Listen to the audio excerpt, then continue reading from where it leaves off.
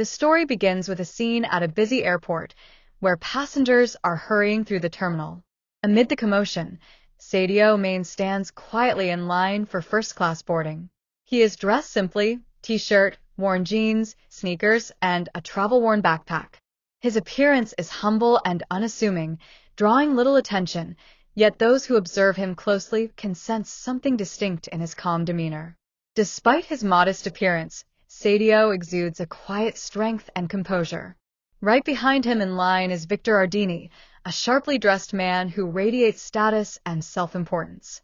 Wearing a tailored suit and polished shoes, Victor notices Sadio and, unimpressed by his casual look, questions his presence in first class with a condescending remark. Sadio responds with poise, telling him, "The world is full of surprises," without letting the insult affect him.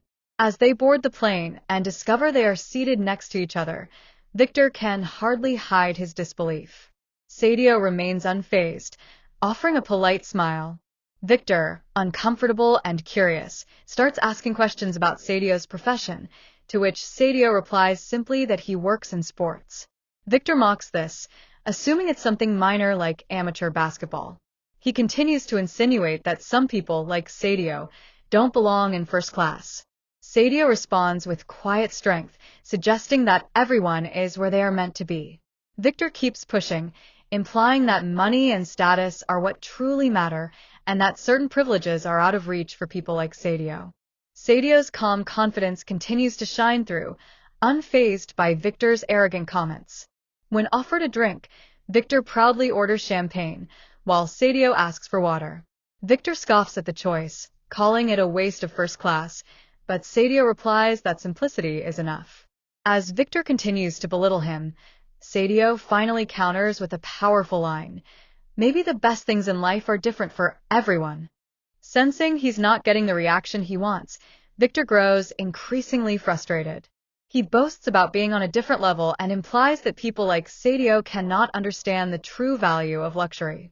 Sadio responds that true value lies not in possessions or status, but in how we treat people. His words resonate throughout the cabin, where other passengers are beginning to notice the exchange. Victor, feeling threatened, fires back, saying people who preach humility usually have nothing to show. Sadio, maintaining his composure, delivers another cutting truth. Those who talk the most about what they have are often the ones trying to fill an internal emptiness. He reflects on people who define their worth by external validation, noting that true meaning comes from within. This strikes a nerve in Victor, who subconsciously touches his wedding ring, visibly shaken. Attempting to reassert control, Victor declares that he's worked hard for everything he has and doesn't need to justify himself. Sadio listens without judgment and then gently challenges him, asking who we are without all our achievements and material symbols. Victor replies that we are what we build, but Sadio insists that we are better defined by what we do for others.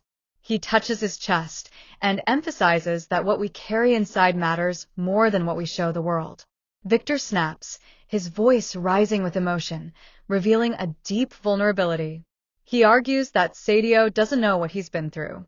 Sadio acknowledges that, but says he can still recognize something familiar in Victor's struggle. He explains that people often shout about their success to cover up their fears or insecurities. The weight of his words visibly affects Victor, who finally loses control, standing abruptly and knocking over a champagne glass, drawing the attention of the entire cabin.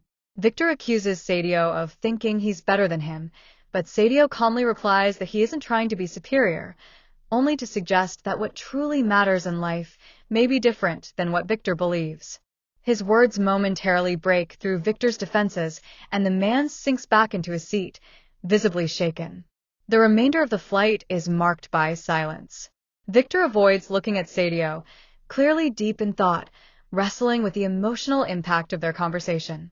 Then, a flight attendant approaches Sadio and informs him that his connection in Saudi Arabia is confirmed and that the captain sends his best wishes for his next chapter with Al Nasser. The mention of Sadio's name, Sadio Main, spreads like wildfire through the first-class cabin. Passengers whisper and recognition dawns. Victor is stunned. He finally realizes who Sadio is and stares at him, speechless. For the first time, he sees Sadio not through the lens of arrogance or assumptions, but with a newfound understanding and a touch of shame. Victor, now visibly shaken by the weight of the moment, tried to regain some sense of control. He cleared his throat and began, "I didn't know," but his words faded away, unable to carry the meaning he hoped they would. Sadio looked at him with calm resolve and asked a pointed question. Would it have made a difference? The implication was clear. Respect should not depend on someone's identity.